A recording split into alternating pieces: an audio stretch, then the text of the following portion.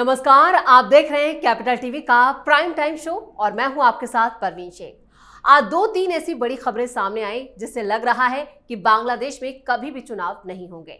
बांग्लादेश में भी ईरान की तरह मौलाना का राज होगा। मोहम्मद यूनुस भी ईरान के सुप्रीम लीडर आयतुल्लाह खामनेई की तरह बांग्लादेश पर राज करना चाहते हैं और इस प्रयोग में पाकिस्तान और चीन का पूरा समर्थन हासिल है।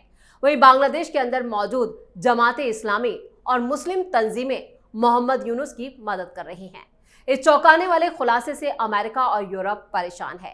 इसका इंडिया पर क्या होगा असर और क्या है वो दो तीन बड़े खुलासे, इसी पर चर्चा के लिए स्टूडियो मौजूद हैं कैपिटल टीवी के editor in chief doctor Manish Kumar. Sir, आपका बहुत बहुत स्वागत है। धन्यवाद। बांग्लादेश से एक नहीं बल्कि दो दो तीन तीन खबरें आ रही हैं, वो खबरें हैं क्या और क्या है वो खुलासा? देखिए, एक बात समझ लीजिए, ये मौलाना यूनुस ये तो पूरी दुनिया में आतंक ट्रांसपोर्ट करना चाह रहा है। ये ईरान की तरह और पाकिस्तान की तरह और अफगानिस्तान की तरह इन तीनों देशों का एक मिश्रण जो है वो प्रोड्यूस करना चाह रहा है बांग्लादेश के अंदर। ये सुप्रीम लीडर बनना चाह रहा है, आर्मी बैन, इलेक्शन बैन, सब कुछ बैन करके सर्वशक्तिमान बनना चाहता है।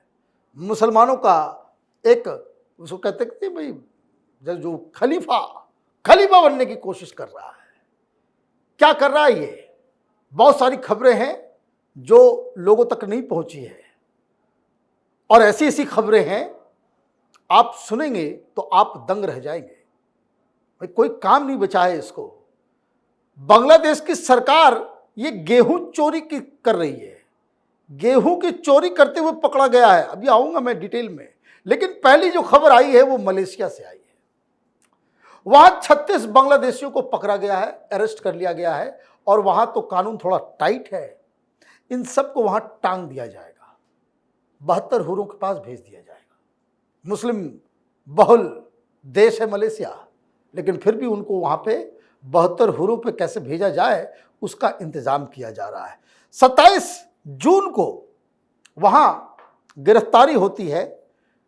और क्योंकि मलेशिया की सरकार को यह लगता है कि they are involved in radical militant movement. ये बांग्लादेश के रहने वाले हैं। बांग्लादेश से वो मलेशिया गए, मलेशिया में वहां पे जिहाद करवा रहे हैं। आईएसआईएस मलेशियन होम मिनिस्टर का बयान आया, गूगल कीजिएगा, मिल जाएगा आपको। ये सैफुद्दीन इस्माइल नाम है उनका, मलेशिया के जो गृह मंत्री हैं। उन्होंने क्या कहा? The special branch teams intelligence and coordinated action reveal that this group, ये बांग्लादेशी, ये Bengali, this group embarrassed extremist belief inspired by Islamic state, ISIS. ये साफ वहां का गृह मंत्री कह रहे हैं, ये नहीं कि हिंदुस्तान में कोई कह रहा है। एक मुस्लिम बहुल देश का गृह मंत्री कर रहा है। ये बंगाली सब जो आए हुए हैं ये एक्सट्रीमिस्ट है। I would like to emphasise that Malaysia will not be a haven let alone battlefield for any foreign extremist movement. कि यहां हम चलने नहीं देंगे, यहां तुमको पलने नहीं देंगे। क्यों हो रहा है ये? क्योंकि बांग्लादेश में अब आईएसआईएस की एंट्री हो गई है और वही स्लीपर सेल भेज रहा है। और क्या खबर आई मलेशिया से कि Singapore, Thailand, Indonesia, Maldives, Saudi Arabia, Bahrain, Oman, Kuwait, European Union, United Kingdom, Canada, Australia और यूनाइटेड स्टेट्स, यह हर जगह जिहादी भेज रहा है बांग्लादेश से। और मैं आपको बता दूं, हिंदुस्तान में बांग्लादेशियों को जो भगाया जा रहा है ना, उसके पीछे वन ऑफ द रीजन ये भी है। कैसे पाकिस्तानियों को हर जगह चेक किया जाता है। पाकिस्तान का गृह मंत्री भी अमेरिका जाता है, उसको नंगा कर दिया जाता है, पहले एक बार उसको चेक करो ठीक से जी। कारण कि ये लोग पता नहीं क्या कर देंगे। तो ये जो हब बन रहा है, क्यों बन रहा है, क्यों बनने दिया जा रहा है, आगे इसकी डिटेलिंग में बताऊंगा। One thing is very clear कि मोहम्मद यूनुस के पास वहां पे उसने कोई पार्टी बनाई है, एनसीपी है ना, उसका national NCP, national citizens party, वो गुंडे मवाली जो बदमाश स्टूडेंट लीडर्स के साथ मिलके, और वहां 3-4% से ज्यादा इसको समर्थन नहीं है, इसलिए इलेक्शन नहीं करवाएगा। मैं शुरू से कह रहा हूं। तो वहां आधिपत्य बनाए रखना है तो क्या करेंगे आप इलेक्शन के बाहर कोई रास्ता ढूंढेंगे कि आप वहां सत्ता में बने रहें। तो किसको आप पकड़ेंगे? तो जिहादी को पकड़ रहे हैं आप, वो जमात वाले, तो आईएसआईएस वाले, तो अलकायदा वाले। और इसमें मदद कौन कर रहा है? इसमें मदद कर रही पाकिस्तान की आर्मी। बम बनाने सिखाना से लेकर के सारी चीजें जो है वो ऑलरेडी शुरू हो गया। और ये क्यों शुरू हुआ? जब वहां हंगामा हुआ 5 तारीख को, 5 अगस्त, साल पूरा होने वाला है, जुलाई आ गया। तो on August 20th, al Qaeda in the Indian सब कॉन्टिनेंट रिलीज 14 पेज स्टेटमेंट। जैसे ही वहां पे सत्ता परिवर्तन हुआ, यह अलकायदा जो इंडियन सब कॉन्टिनेंट में ऑपरेट करता है, उसने 14 पेज का एक स्टेटमेंट निकाला। और उसमें क्या था? उसका हेडिंग टाइटल क्या था? Bangladesh, the emerging hope of supporting Islam for Muslim masses. कि एक नया केंद्र पैदा हो गया है। शाबाश, हमारे मुजाहिदीन वहां मौजूद हो गए, वहां सरकार में आ गए, और वहां इस तरह के एलिमेंट। और देखिए, इसलिए वहां पे हिंदुओं को काटा जा रहा है। वहां इस तरह के तंजीमों में higher up in the ladder में जाना है, लीडर बनना है, कमांडर बनना है, तो 2-4 हिंदू को काट दो, मंदिर को तोड़ दो, तो उस तरह के ऑर्गेनाइजेशन में आप हीरो माने जाते हैं। और ये अंधी बहरी लंगड़ी लूड़ी सरकार, ये यूनुस की, कोई एक्शन नहीं होता। कल भी घटना घटी है। तो खैर, ये बात तो है। एक्सपर्ट क्या कह रहे हैं? इकोनॉमिस्ट ने आर्टिकल लिखा और ये लिखा, it took only 4 years for the euphoria that followed Bangladesh independence in 1971 to be extinguished by a military coup। वो बहुत बड़ा स्टेटमेंट है कि भारत ने आजादी तो दिलवा दी 1971 में, 4 साल में वहां मिलिट्री कू हो गया। सब डेमोक्रेसी, आजादी, सब तेल बेचने गया, मार मूर दिया बंगबंधु को। बांग्लादेश सेकेंड लिबरेशन, ये जो अभी पिछले साल हुआ, assert by a popular revolution last year is in danger of fizzing out even more swiftly। ये जब जिस दिन हुआ था उस दिन से ही मैं कह रहा हूं कि फिजल आउट होगा। ये भीड़ तंत्र से लोकतंत्र की स्थापना नहीं होती, भीड़ तंत्र से खमाइनी बनता है। भीड़ तंत्र से ऑटोक्रेट्स पैदा होते हैं। भीड़ तंत्र से कभी डेमोक्रेसी दुनिया में कहीं आई नहीं। यह अनहोनी चीज हो जाएगा। यहां पे वैसे भी जिहाद का जो है विष जो है हर जगह फैला हुआ है। अब एक और खबर आई, एक तो खबर मैंने आपको दे दिया जी, एक और खबर आई, और ये खबर ये है, बड़ी शर्मनाक है। वह चोरी करने पे उतर आई सरकार। ये रॉयटर्स की रिपोर्ट है और उसमें यह बताया जा रहा है कि यूक्रेन बड़ा समृद्ध देश था और वहां गेहूं जो है बहुत ज्यादा है ना। कहते हैं कि भाई वो जो है पूरी दुनिया को खाना खिला सकता है। यूक्रेन में इतना फर्टाइल लैंड है, गेहूं वहां का। तो रूस ने हमला किया, कई सारे इलाके कब्जे कर लिए, तो वहां जो गेहूं था वहां से चोरी करके स्मगल करके लेके आ रहा है, वहां से चोरी करके लेकर के आ रहा है। Ukrainian embassy in Delhi sent several diplomatic notes to Bangladesh's Ministry of Foreign Affairs this year, urging Dhaka to reject over 150,000 tons of grain allegedly stolen and exported via Russia's port. बोलो रिजेक्ट करो, ये सब काम मत करो। और ये EU को भी लिख रहा है, ग्लोबल कम्युनिटी को लिख रहा है, सब जगह बता रहा है कि भाई ये बांग्लादेश को मना करो। ये अकेला दुनिया भर में यही एक चोर मुल्क है जो हमारे गेहूं को चुरा रहा है वहां से। What is going on? है वो पता नहीं। ये मौलाना यूनुस पढ़ा लिखा आदमी कहता है ये चोर बन गया है। अनाज की कमी है, इंडिया ने ताला बंद किया है ना गेट के ऊपर, तो ये हालत हो गया है। Ukrainian ambassador to India Oleksandr Polishchuk, उसने कहा it's a crime. Investigation with our European Union colleagues, we will kindly ask them to take appropriate measures. अब उसको ऊपर प्रतिबंध वगैरह भी लगेगा। मतलब आप ये समझिए कि क्या हो रहा है। आंदोलन हुआ, तथाकथित गुंडागर्दी से आज तुम सरकार में आ गए, वहां आर्मी कह रही है वे चुनाव कराओ।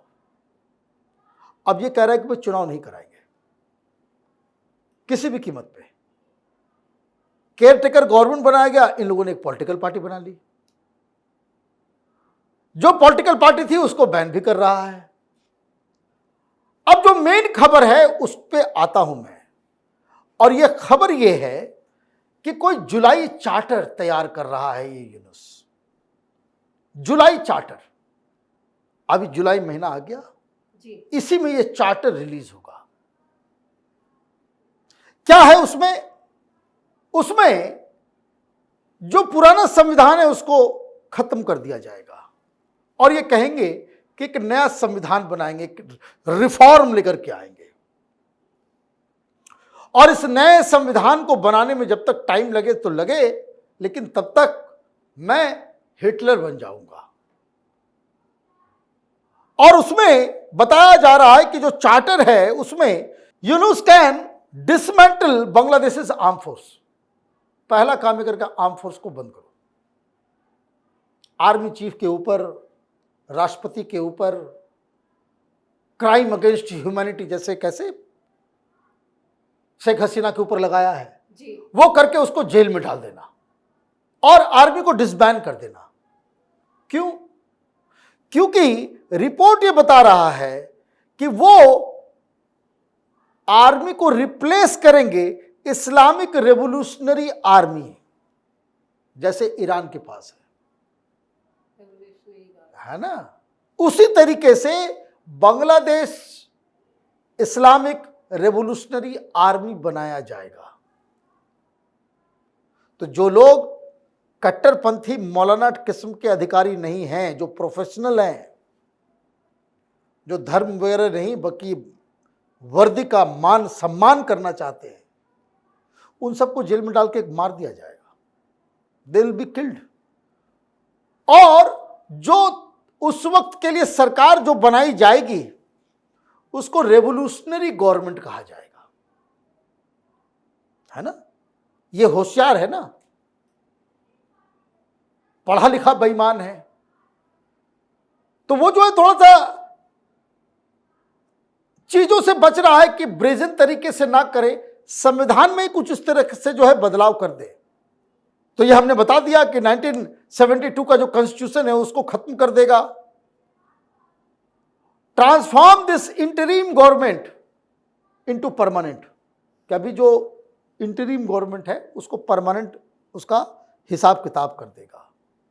और Yunus will gain the authority to dismiss anyone, चाहे वो जज हो चाहे कोई हो। यही तो तानाशाह का सिस्टम होता है जी। आगे क्या है कि आर्मी चीफ और प्रेसिडेंट के ऊपर जो है केस करके उसको खत्म कर देना। और सबसे बड़ी चीज कि इसमें लंदन भागा हुआ वो बीएनपी का लीडर, हालांकि बीएनपी जो बांग्लादेश के अंदर में जो है वो कह रही भाई चुनाव कराओ, आर्मी से क्यों दिक्कत है, बिना आर्मी के आप क्यों नहीं काम कर पाओगे। वो काम इसलिए नहीं कर पाओगे क्योंकि आर्मी कह रही है कि पहले इलेक्शन कराओ, दिसंबर तक में इलेक्शन कराओ। वहां पे सारे लोग, कौन लोग नहीं कर रहे हैं, ये जमात वाले लोग, टेररिस्ट लोग, इस्लामिक पार्टियां, यूनुस और उसकी जो पार्टी जो लुम्पेन ब्रिगेड जो है स्टूडेंट्स लोगों का, वो एनसीपी, वो कह रही कि पहले रिफॉर्म लाओ। रिफॉर्म कैसा होगा? रिफॉर्म ऐसा होगा कि रेवोल्यूशनरी गवर्नमेंट बनाएंगे, आर्मी को बैन करेंगे और सारी ताकत जो है हम अपने पास ले लेंगे। तो ये तो बवाल मचेगा। तब तो हिंदुस्तान को तो कुछ ना कुछ तो करना पड़ेगा, हिंदुस्तान को कुछ ना कुछ तो करना पड़ेगा, क्योंकि फिर वहां पे अत्याचार होगा। ये भाग भाग के बंगाली सब आएंगे हिंदुस्तान के अंदर में, यहां से भगाया भी जा रहा है। तो कौन उधर से आ रही है? देखिए हिंदुस्तान, देखिए बंगाली लोगों को कैसे वोट दिया जाए। वो बांग्लादेशी मुसलमानों के लिए या अखिलेश यादव लड़ रहा है, ये राहुल गांधी लड़ रहा है, तेजस्वी यादव का, वहां यहां वो ईरान, अफगानिस्तान, पाकिस्तान की तरह पूरा जहन्नुम बनने जा रहा है। और ये लोग यहां पे उनकी खातिरदारी के लिए रेड कारपेट बिछा रहे कि आओ हिंदुस्तान का। तो ये जो लोग, मैं बार बार इस चीज को याद दिलाता हूं क्योंकि आप लोगों को समझ में आनी चाहिए बात कि रवीश कुमार, ये वाजपेयी, ये अभिसार, तो अजीत अंजुम टाइप के लोग कैसे बल्ले बल्ले नाच रहे थे कि वहां डेमोक्रेसी आ गई है ना। अब मूर्खता का आलम देखिए कि क्या है। डेमोक्रेसी आ जाएगी भाई, डेमोक्रेसी के लिए समाज को भी वैसे रेडी रहना पड़ेगा। Now it is time to act.